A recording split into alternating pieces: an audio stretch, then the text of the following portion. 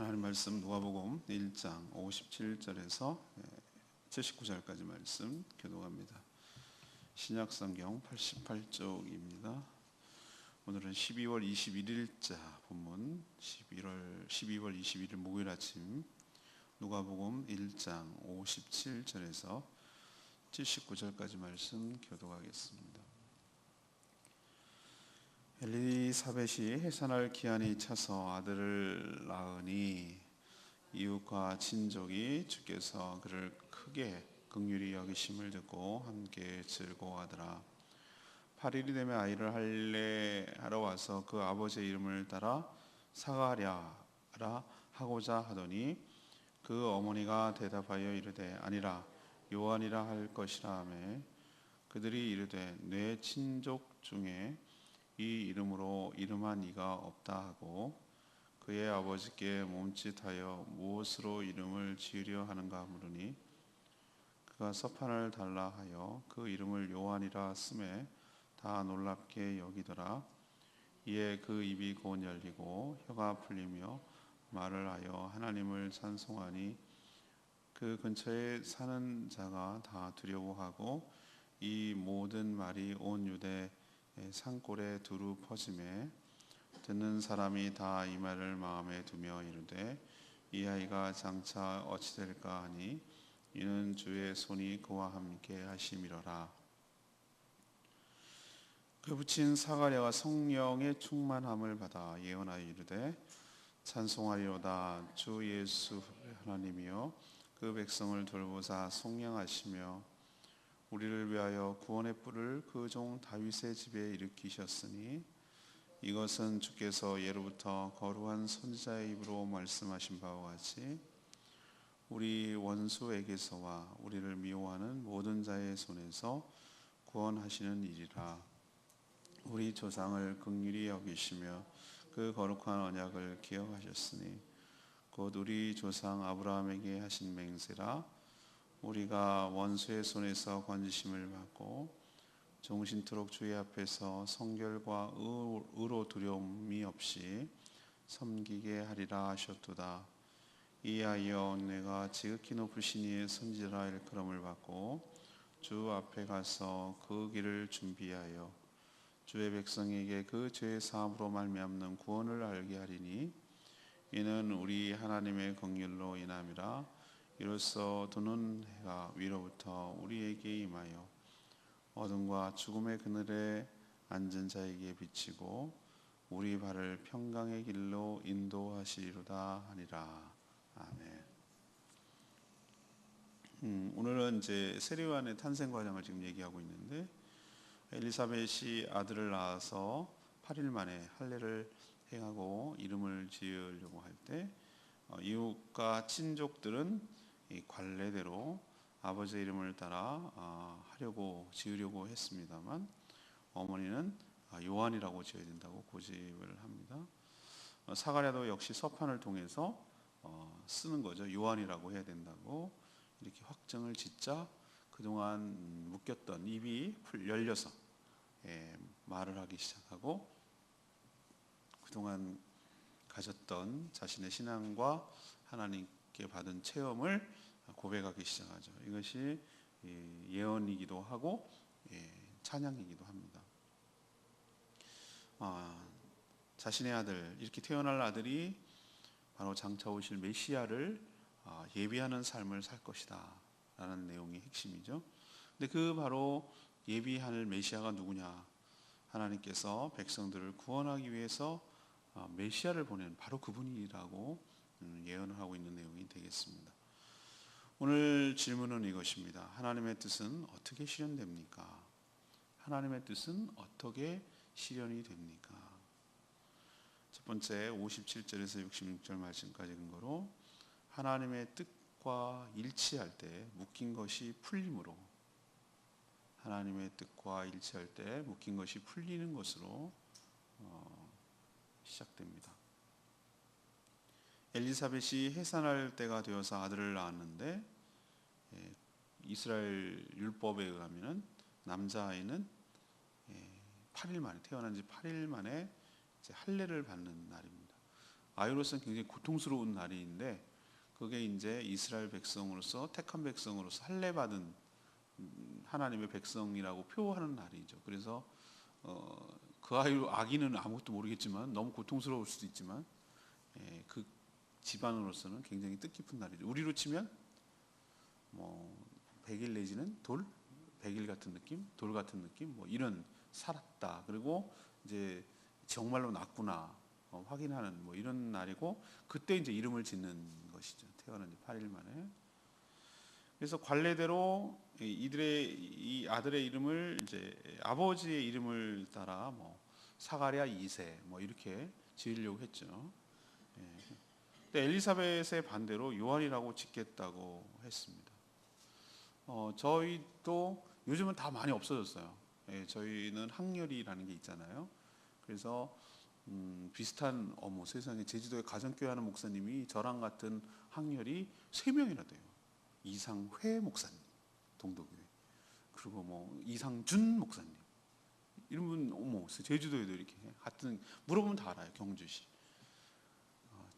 어저께도 저한테 약 올리는 우리 이동희 목사님 외도교회 제 조카뻘입니다. 왜냐하면 우리 학렬 밑에가 희자 돌림이에요. 희자 돌림. 그래서 규희, 창희. 그럼 손자는요. 제 손자는 뭐라고 적어야 되냐면 앞에다가 있을 제자를 써야 돼요. 그러니까 이재현, 이재구, 뭐가 있다. 이재복 이런 식으로 뭐가 있다라는 의미로 쓰는 거예요. 전 그까지는 기억을 해요. 그 밑에는 몰라요. 그리고 그렇게 지일다는 보장이 없어요.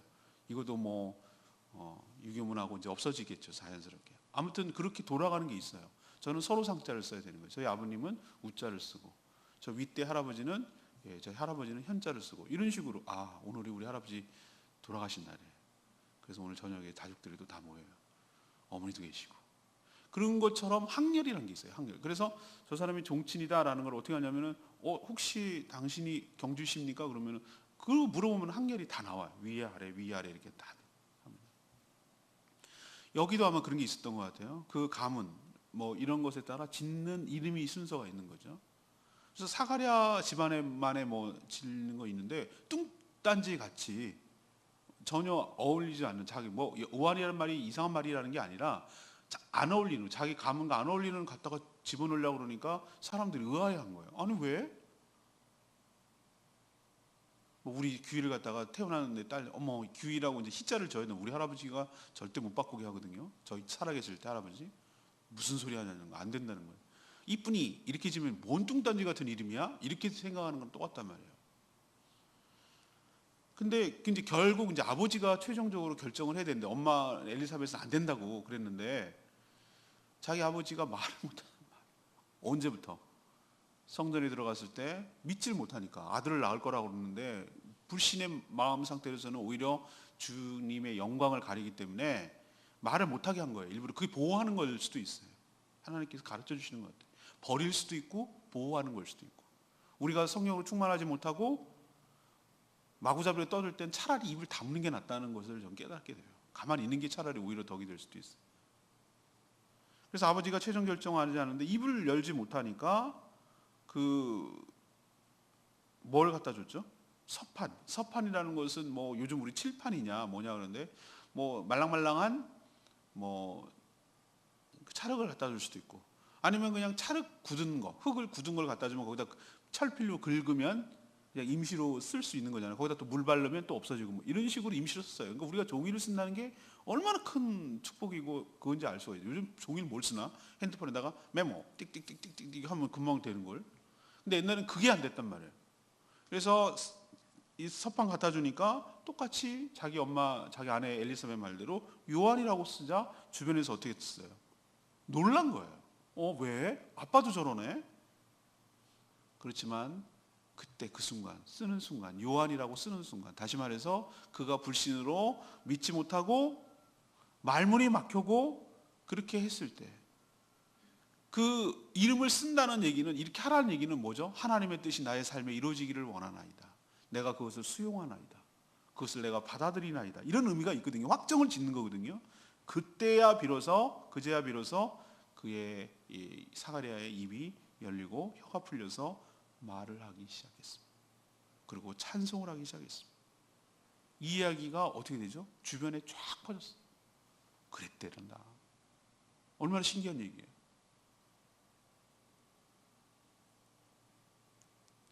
우리도 뭔가 묶이고 막힐 때가 있어요. 뭔가 묶이고 막힐 때가 있어요. 그것은 우리에게 아까도 말씀드렸죠. 하나님께서 우리에게 놀라운 일을 행하시기 위한 준비 과정이고, 때로는 우리를 보호하심이고, 때로는 우리를 징계하심이고, 뭔가 묶이고 막히고 이렇게 그럴 때가 있어요. 그렇지만 우리가 하나님의 뜻에 믿음으로 순종할 때, 그것을 확정 지을 때, 서판에다가 내가 그렇게 하겠노라고 그렇게 말씀에 요한이라고 아들 지라고 그랬거든요. 천사가 그 말씀에 순종할 때, 대부분 보면은 끝까지 고집 부리고 자기 생각대로 하고 자기 일 하려고 그러고 못 믿겠다 그러고 불신에 그러면 계속 묶여서 꼼짝도 못할 때가 있어요. 그러나 자신을 내어주고 하나님 앞에 믿음으로 결단하고 하나님 뜻에 순종할 때, 그때 하나님께서 묶었던 모든 것들이 풀리고 열리고 회복되는 역사가 일어나게 될 줄로 믿습니다. 여러분도 사가랴처럼 자신의 뜻을 꺾고 하나님의 뜻에 온전히 맞춰서 온전히 순종하는 저와 여러분 되기를 소망하고, 또 하나님의 때를 기다릴 때 이 모든 것이 풀려 묶인 것이 풀리고 열리는 놀라운 역사가 여러분 삶 가운데도 있게 되기를 축원합니다. 두 번째 얘기는 65절에서 75절까지 하나님의 뜻은 예수님을 보내서 구원하려는 것, 이게 하나님의 뜻을 실현시키는 것이, 이게 하나님의 뜻이에요. 주님을 통하여 구원하는 역사. 입이 열린 사가랴는 성령의 충만함을 받습니다. 그리고 자신의 아들 요한이 예비할 메시아에 대해서 이제 예언하기 시작하는 것이죠. 이 사가랴의 노래, 이 찬양은요 굉장히 마리아의 매그니피칸트라고 그래가지고 마리아의 노래 찬양이 있거든요. 주께서 이 종을 돌아보사 이렇게 시작하는 몇 가지 성경에 나오는 굉장히 중요한 그 예언적 노래가 있어요. 근데 이 사가랴의 이 노래라고 부르는 예언도 굉장히 굉장한 복음의 진수를 잘 엑기스를 담아내고 있어요. 너무 멋진, 이게 성령으로 충만하니까 이런 고백이 나오는 거예요. 어디 하나 흠잡을 데 없이 정말로 그 복음이 진수가 쫙 담겨져 있어요. 하나님은 이렇게 시작하죠. 언약대로 다윗의 집에, 다윗에게 언약을 했거든요. 약속을 했거든요. 구원의 뿔은 이 상징하는 거예요. 뿔이라는 것은 뭐 이렇게 나오는 뿔이 개념이 아니라 왕을 상징하는 거죠. 구원의 뿔을 일으키셔서 당신의 백성들, 하나님의 백성들을 어디로부터? 원수 사탄, 곧 마귀와 미워하는 모든 잘로부터 구원하시기 위하여 아들 예수 그리스도를 보내셨고, 그 아들 예수 그리스도를 예비하기 위하여 자기 아들을 먼저 6개월 전에 보내셨다라는 얘기를 예언하기 시작하는 거예요. 그럼 이 언약은 우연히 된 것이 아니고 아브라함부터 계속해서 내려온 것인데, 이제 때가 되어서 백성들을 원수는 무엇입니까? 사단 원수 마귀 손에서 건져내셔서, 그럼 왜 건져내십니까? 하나님 앞에서 성결함, 그리고 의로, 두려움 없이, 하나님 앞에서 두려움 없이,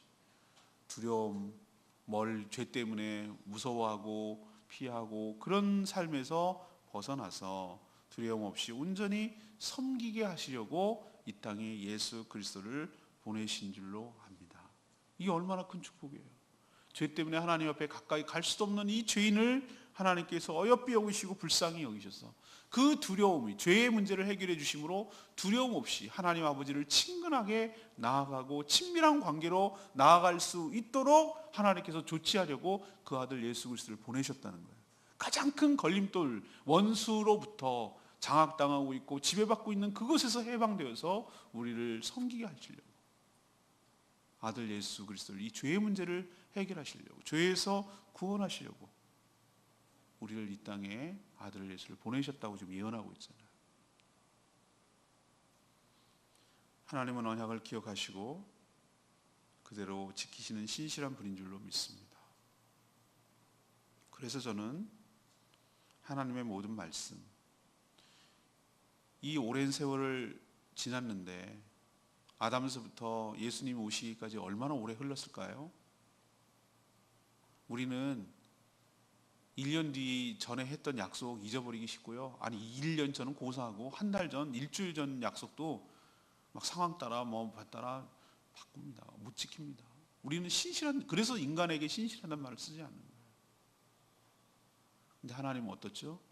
자신이 하신 약속에 대해서 반드시 지킨다는 것을 예수 그리스도, 다른 여러 가지도 너무 많지만 분명히 제일 큰 건이 뭐예요? 너희들을 구원하겠다 라는 이 약속을 하나님께서 지키시려고 아들 예수를 보내셨다는 거 아니에요. 이게 분명하다는 얘기 아니에요. 하나님 믿을 만한 분이라는 거. 그렇다면 우리는 신뢰는 어떻게 생깁니까? 신뢰는 쌓이는 것입니다. 믿어주는, 이게 막 어금니 꽉꽉 깨물어가면서 믿습니다 여러 번 반복한다고 해서 믿음이 생기는 게 아닙니다. 믿음은 그냥 신뢰관계는 쌓이는 것입니다. 아, 저분은 믿을만하네 라는 것이 작은 신뢰가 쌓여서 신뢰감이 생기는 겁니다. 저분은 말한 것에 대해서 책임을 지네, 저분은 일관성 있게 어떤 예측되네, 반응이 예측이 되네, 저분은 그럴 뿐이 아니네 라는 어떤 그 신뢰감은 그냥 생기는 게 아니에요. 오랫동안 시간이 좀 필요하고요. 그렇게 해서 생기는 거예요. 그렇지 않나요? 여러분과 저가 어떻게 신뢰감이 생기는, 한 번에 생기지 않아요. 그래서 시간이 필요해요. 그리고 신뢰는 작은 것부터 쌓아가야 되는 거예요. 그게 무시 못하는 거예요. 아, 저분은 믿을 수 있어. 저분은 믿기보다는 충분히 저분은 그럴 뿐이 아니라는 걸 내가 알겠어 라는 믿음이 생기기까지는 시간이 좀 필요해요. 근데 하나님 보세요. 그 어마어마한 시간이 틀렸는데 결국 아들 예수 그리스도를 보내주셔서 구원하시잖아요. 그러면은 우리는 어떻게 예측을 할 수 있냐면은 앞으로를 예측할 수 있어요. 예수님 오시기 전 지금 서기가 2017년, 18년 이제 넘어가고 있는데 2000년이 흘렀어요. 많은 사람들은, 많은 철학자들은, 무신론자들은 뭐라고 하냐면 기독교인들이 예수쟁이가 제일 희대의 사기꾼이라고 그래요. 뻥뻥 친다고, 사기 쳐가지고 한다고. 왜 그러냐면 2000년이 흘렀는데 뭐가 오냐는 거예요. 근데 하나님의 시간, 아까도 얘기했지만 이니스타임, 그의 시간은 우리가 생각하는 똑딱똑딱똑딱 1년 365일 이런 1000년, 2000년, 3000년 이런 개념과 전혀 상관이 없어요. 제가 그랬잖아요. 영화 인터스텔라 보면은 시간, 우리는 자꾸 이 3차원적으로 생각해요. 3차원적으로. 과학자들이 차원을 나눌 때 12차원까지 생각해 볼 수 있대요. 이론적으로. 우리는 내가 오늘 여기 이 시간에 있었으면은 3시간 뒤에는 여기 없어요. 우리는 시간의 제약을 받거든. 근데 시간이 자유롭게 되면은 4차원이 되는 거예요. 공간 이동이 자유롭게 되는 거니까. 여러분 이해를 못 하셔서 그냥 그런 줄 아시고. 우리는 그런데 차원이 다른 거예요. 그러니까 1000년이 하루 같다라고 말하는 것은, 하루가 1000년 같다고 말하는 것은 우리의 시간 개념하고, 아니 달에서 도는 거랑 화성에서 도는 거랑 금성에서 도는 거랑 목성에서 도는 시간이 달라요. 우리는 태양계라고 말하는 시간에서 하루의 개념이 다르고 1년의 개념이 달라요. 이 태양계만 해도 우리만 365일이고 지구는 회전하는 건 24시간이고. 그런데 이 어리석고 이 멍청한 인간들이 2000년이나 흘렀는데 니네나 2000년이 오래지. 하나님은 하루가, 1000년이 하루가 갈 수도 있어.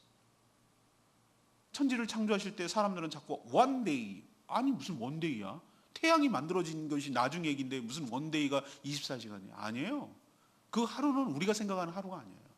그냥 하나의 시점이에요. 시작에서 요까지 그 만드는 그 기간을, 그 영역을, 그 일 미션, 그까지를 하루에 하셨다는 개념이 하나의 매듭이지 우리가 생각하는 하루의 개념이 아니란 말이에요. 우리의 시간과 하나님의 시간은 다를 줄로 압니다. 그렇다면 우리는 뭘 믿어야 되냐면은 그 우리가 생각할 때는 엄청난, 아담서부터 예수님 오시기까지 엄청난 시간이 걸려서 오셨잖아. 그렇다면 앞으로 성경에서 예언되고 말씀하신, 직접 본인이 입으로 얘기하신 예수 그리스도께서 다시 오실 줄로 믿습니다. 다시 오셔서 분명히 선악을 심판하시고 이 땅을 불로 살라버리시고 새 하늘과 새 땅을 만드시고 내가 너희들 집을 예비하기 위해 가셨다고 그랬거든요. 예수님께서 우리들이 거처할 곳을 마련하기 위해서 가셨다고 그랬어요. 그러면은 지금 예수님 바쁘셔요. 우리를 위해서 중보하셔야지, 집 건설하셔야지, 구원할 사람들 잘, 맨션은 우리는 가든하고 맨션이 우리나라에서 제일 많이 잘못 쓰는 그거 중에 하나예요.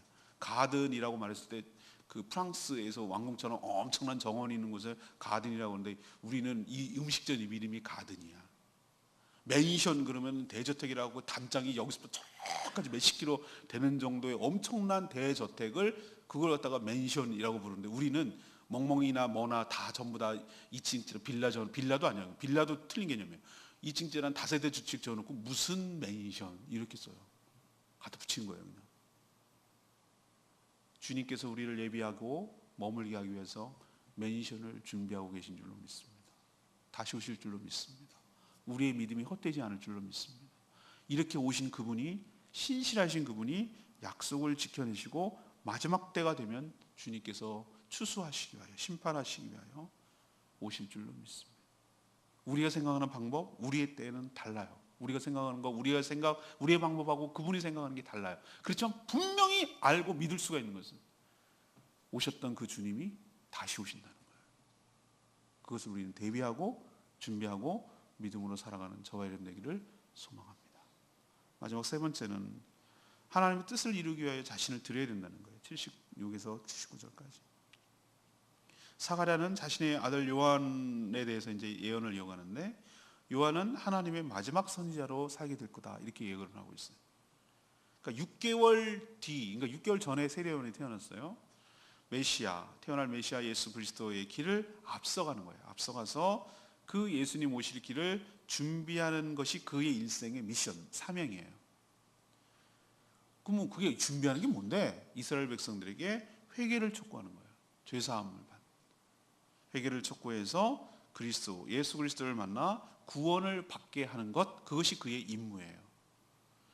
여전히 그 당시 사람들은 어둠과 죽음의 그늘에 앉아서 살아가고 있는데 지금이나 그때나 다를 게 없죠. 안 믿는 사람들은 그들에게 돋는 해처럼 햇살이 쫙 비춰올 때가 있거든요. 제가 이 자리에서 기도하는 걸 좋아하는 이유를 모르시죠, 여러분들? 예. 제가 목사님 왜 저기 앉을까? 거기가 따뜻해서 아니요. 저 온풍기 바람 싫어하는데 거기가 햇살이 들어와요. 제가 햇살 좋아하거든요.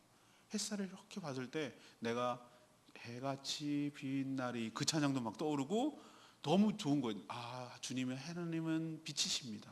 제가 빛의 자녀입니다. 빛의 자녀답게 살게 하여 주시옵소서. 그것이 이렇게 피부로 느껴지니까 그래서 그 자리 햇볕은 막 겉에 올리고 햇볕을 비치는 거예요. 이게 꾸물꾸물하고 해가 없는 자는 그냥 거기 앉지 않지만 해가 비친다는 거기 앉을 이유가 거기 있어요. 해처럼 빛나게 한대요. 어둠 속에 살아가는 자들이 하나님께서 해처럼 빛나게 해서 거기에 돋는 해처럼 햇빛이 비쳐서 하나님의 긍휼과 제사함을 통한 구원을 알리는 역할을 누가 하냐? 세례요한 아들이 한다는 거예요. 요한은 몸이 자라고 심령이 강해지면서 사역을 감당하기 전까지 어디에 있었습니까? 빈들에 있었어요. 세상에 때묻지 않고 거룩하게 살아가기 위해서 준비하기 위한 거예요.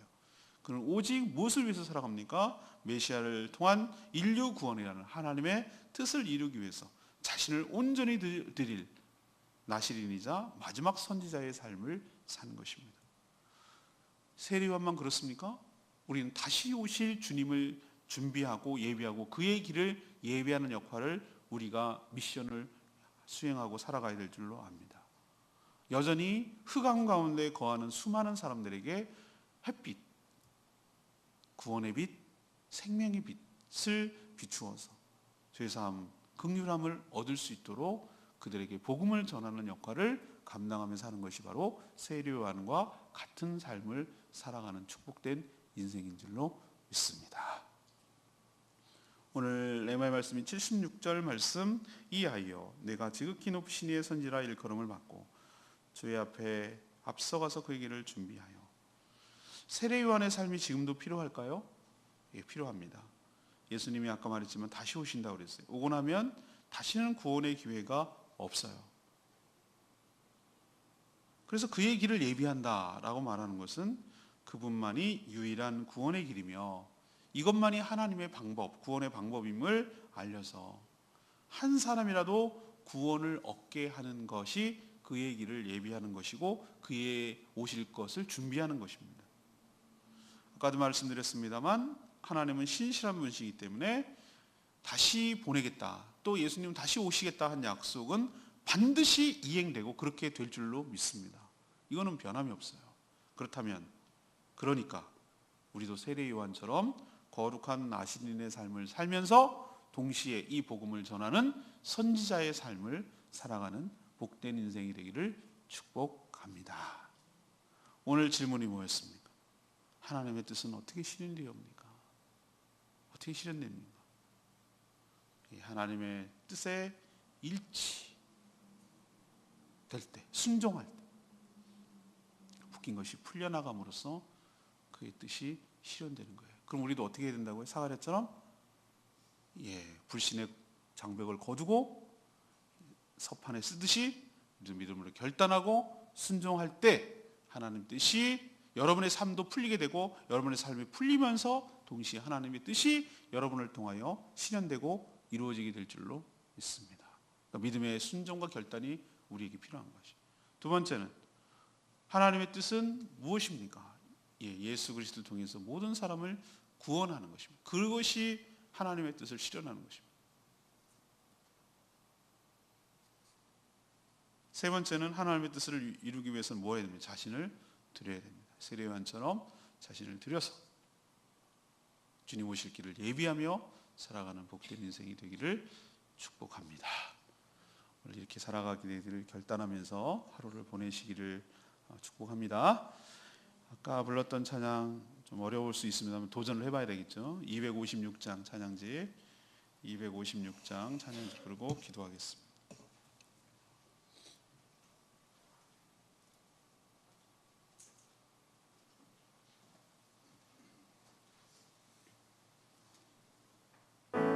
어찌하여야 256장입니다. 나의 찬미 그 크신 사랑 그 크신 은행 갚으리 무슨 말로서 그 사랑 감사하리. 그분 때문에 날 구원하셨다고 죄에서 구원하셨다고 고백하는 아름다운 찬양이에요. 찬양하겠습니다. 어찌하여야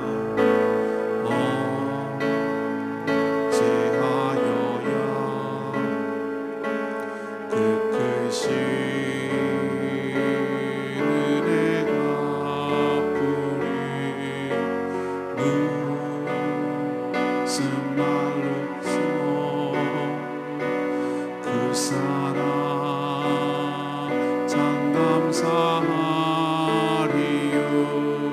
하늘에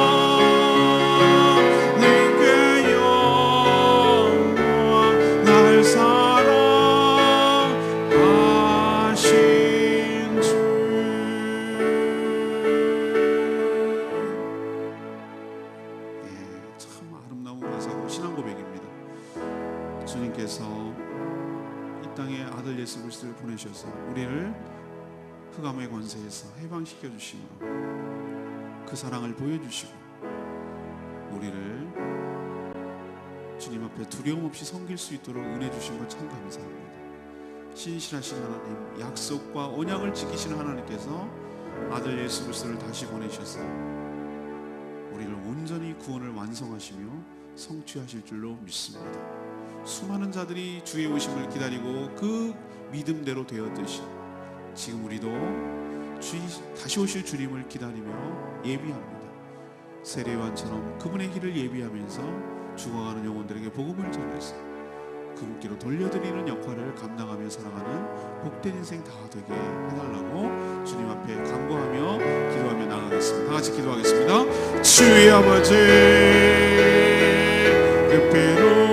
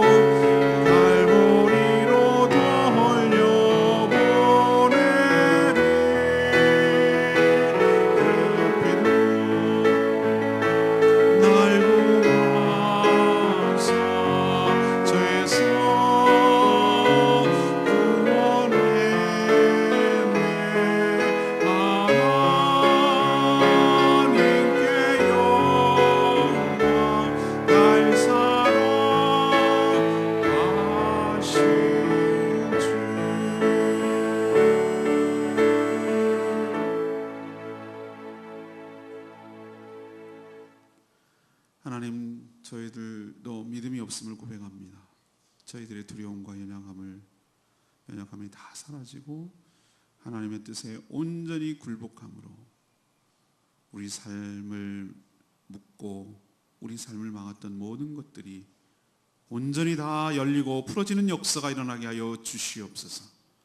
어둠과 죽음의 그늘에서 실망하는 불쌍한 영혼들에게 하나님의 유일한 구원의 방법인 예수 그리스도를 소개하고 다시 오실 그분을 만나도록 전도의 삶을 살게 하여 주시옵소서. 재림의 길을 예비하기 위하여 저희들이 세례요한과 같이 세상에 물들지 않고 거룩하게 살아가는 신실한 주의 종들이 다 되게 하여 주시옵소서. 신실하신 하나님, 언약을 지키시는 하나님, 우리를 죄에서 구원하시기 위하여 아들 예수를 보내셨던 그 동일하신 하나님께서 구원의 완성을 위하여 새하늘과 새 땅으로 살게 하기 위하여 선악을 심판하시기 위하여 다시 오실 줄로 믿습니다. 우리가 재림신앙을 분명히 확고하게 하고 세례요한처럼 다시 오실 주님을 예비하며 일생을 보내며 사명을 감당하며 살아가는 저희들 되게 하여 주시옵소서. 오늘 하루도 주님의 뜻을 이루며 살기를 원합니다. 온전히 주님께 헌신하며 살기를 원합니다. 저희 삶을 통하여 주의 뜻이 이 땅에 이루어 주시옵소서.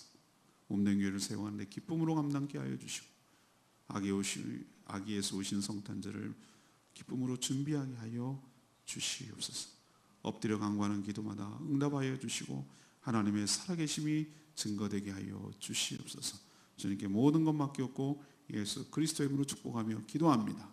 아멘. 오늘 하루도 주님의 은혜로 살아가는 복된 하루 되길 축복합니다. 간절히 또 중보기도 하겠습니다.